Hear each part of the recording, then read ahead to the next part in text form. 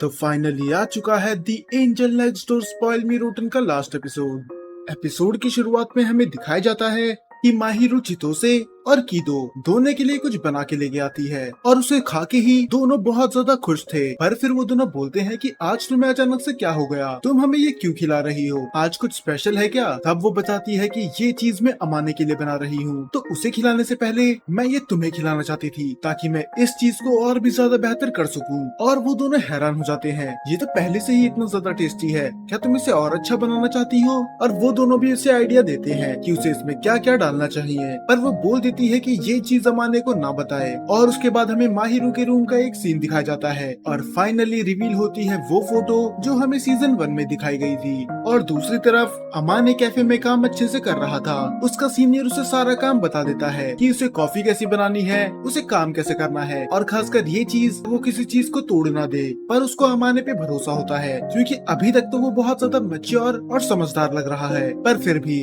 हर लोग उसकी तरह नहीं होते। और फिर वो अमाने को बोलता है क्योंकि एक बार हमारे शॉप में एक ऐसी लड़की आई थी जिसने पहले दिन में ही कॉफी बनाने की मशीन तोड़ दी थी। तब रीनो वहाँ पर आते हुए बोलती है, क्या यहाँ पर मेरी बात हो रही है। और वो अमाने के कुछ ज्यादा ही नजदीक आ जाती है, पर वो लड़का उसे पकड़ के पीछे खींचता है और वो बोलता है कि उसके साथ फ्लर्ट करने की कोशिश भी मत करो, वो पहले से ही रिलेशनशिप में है। वो इसका मतलब इसके दोस्त तो यहाँ पर अच्छे बन चुके हैं। तो पूरे दिन काम करने के बाद आज अमाने घर जल्दी चली जाता है और पता नहीं क्यों माहिरू थोड़ा पैनिक हो जाती है। वो बोलती है कि आज तुम जल्दी कैसे आ गए, अभी तो तुम्हारा काम खत्म होने में बहुत ज्यादा टाइम था ना। पर अमाने बोलता है कि तुम घर में सारा काम अकेले करती हो, तो मैंने सोचा आज आके मैं तुम्हारी मदद कर दूं, पर वो साफ मना कर देती है। और अमाने नोटिस करता है कि ऐसा पहली बार हो रहा है कि इसके घर जल्दी आने पर माहिरू खुश नहीं है। फिर वो बोलता है कि ये खुशबू कहाँ से आ रही है। तब माहिरू रूम में जाके बोलती है कि मैं अकेली थी तो मैंने बहुत सारी चॉकलेट्स खा ली, ये उसी की खुशबू है। अमाने को समझ में नहीं आता कि वो उसे इस तरह इग्नोर क्यों कर रही है। तो वो अगले दिन अपने कोवर्कर को बताता है कि आजकल माहिरू कुछ ज्यादा ही अजीब बिहेव कर रही है, मैं जब भी जल्दी घर आता हूँ वो पैनिक हो जाती है और वो अब रूम में ज्यादा अकेले रहने लगी है, पता नहीं वो मुझे इस तरह इग्नोर क्यों कर रही है। तब वो बोलता है, क्या तुम्हें माहिरू पे शक है, क्या तुम्हें ऐसा लगता है कि वो कुछ छुपा रही है। पर अमाने को उस पे पूरा भरोसा होता है। वो बोलता है कि अगर माहिरू मुझसे कुछ छुपा रही है तो उसके पीछे जरूर कुछ रीजन होगा, और वो अगर मुझे नहीं बताना चाहती तो मैं उसे फोर्स नहीं करूंगा। हालांकि उसे जानना तो था कि वो ऐसा कर क्यों रही है।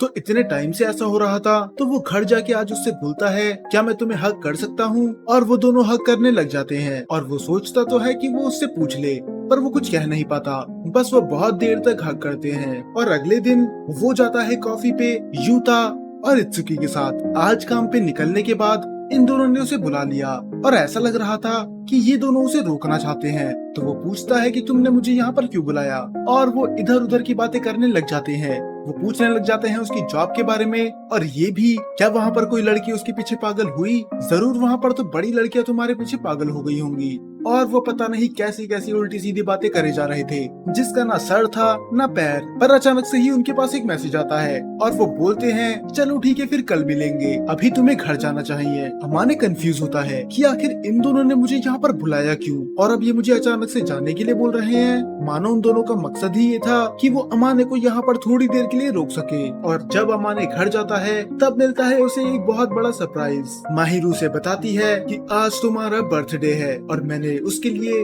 बहुत ज्यादा तैयारियां करी हैं। तो यही रीजन था कि माहिरू हर बार पैनिक हो जाती थी जब वो जल्दी घर आता था। और शायद यूता और इत्सुकी को भी माहिरू ने बोला होगा कि उसको थोड़ी देर के लिए बिजी रखो। तब हमें दिखाया जाता है कि उसके बर्थडे के दिन उसने बहुत ज्यादा खाना बनाया था। हालांकि अच्छा खाना तो वो हर बार ही बनाती है, पर इस बार खाना और भी ज्यादा स्पेशल था। वो बोलता है कि ये मेरा सबसे बेस्ट बर्थडे गिफ्ट है। तब माहिरू बोलती है, ये गिफ्ट नहीं था, असली गिफ्ट तो कुछ और है। तब अमाने मन में सोचता है कि भला इससे अच्छा क्या हो सकता है, और वो उसे बना के देती है केक, और वो सच में बहुत ज्यादा टेस्टी लग रहा था। और जैसे ही वो उसकी एक बाइट लेता है उसे तो यकीन नहीं होता, आखिर ये केक इतना अच्छा टेस्ट कैसे कर रहा है। तब माहिरू बताती है कि इसके लिए मैंने बहुत टाइम से मेहनत करी है, मैं हर बार नए नए एक्सपेरिमेंट करते रहती थी ताकि मैं इस केक को परफेक्ट बना सकूं। तब वो बोलती है कि मैंने इसके अंदर एक सीक्रेट इंग्रेडिएंट डाला है, क्या तुम बता सकते हो वो क्या है। और वो थोड़ी देर में ही पहचान जाता है कि ये तो कॉफी है, वो भी उसकी शॉप की। तो इसका मतलब इन सब प्लान के पीछे उसकी बॉस भी मिली हुई थी। इस प्लान के बारे में सबको पता था सिवाय अमाने के। और उसके बाद वो उसे देती है एक टाई पिन। पता नहीं ये अमाने की क्या ही काम आएगी, पर अमाने खुश था। और आज अमाने का दिन था तो माहिरू वो सब करेगी जो अमाने कहेगा। तो वो उससे बोलता है वो बनी ड्रेस पहनने के लिए, और वो पहन के आ भी जाती है। अमाने बोलता है कि वो इसमें कितनी ज्यादा क्यूट और सॉफ्ट लग रही है। और इसके बाद ये फिर से किस करते हैं। ये दोनों बिना सांस लिए रह सकते हैं पर बिना किस करे नहीं। तो आज भी ये डिसाइड करते हैं कि अमाने और माहिरू साथ में ही सोएंगे, क्योंकि आज एक स्पेशल दिन था। और माहिरू बोलती है कि हालांकि ये बर्थडे तो तुम्हारा है, पर सबसे ज्यादा खुश मैं हूँ क्योंकि मैं तुम्हारे साथ हूँ। अब 12 बज चुके थे तो माहिरू थोड़ा डिसअपॉइंट होती है। वो बोलती है कि उसे अमाने के लिए और भी कुछ करना था। तब अमाने बोलता है कि तुम पहले ही बहुत कुछ कर चुकी हो, पर अगर फिर भी तुम्हें मेरी एक विश पूरी करनी है तो मैं तुमसे कुछ मांगना चाहता हूँ। माहिरू बोलती है कि मैं तुम्हारी कोई भी विश पूरी करने के लिए तैयार हूँ, बस तुम मांगो। तो जरा आप ही सोचो उसकी विश क्या होगी। शायद वो कुछ ऐसा मांगेगा जो उसके पास ना हो, जैसे कि प्ले स्टेशन, निटेंडो स्विच या फिर कुछ और। चलो मैं आपको एक मौका देता हूँ। आपके पास 5 सेकंड है ये सोचने के लिए कि उसने गिफ्ट में क्या मांगा होगा। आप कमेंट करके बता सकते हैं।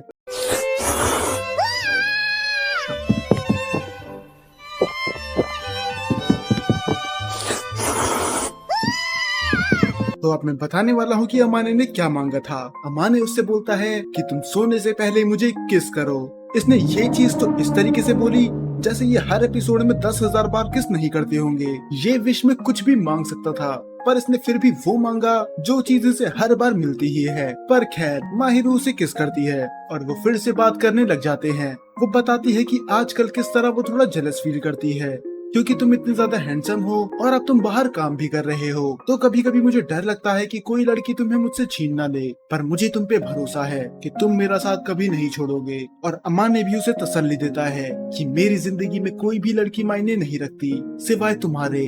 और इसके बाद फिर से ये किस करते हैं और ये किस थी इस सीजन की फाइनल, क्योंकि इसके बाद ये सीजन खत्म हो जाता है।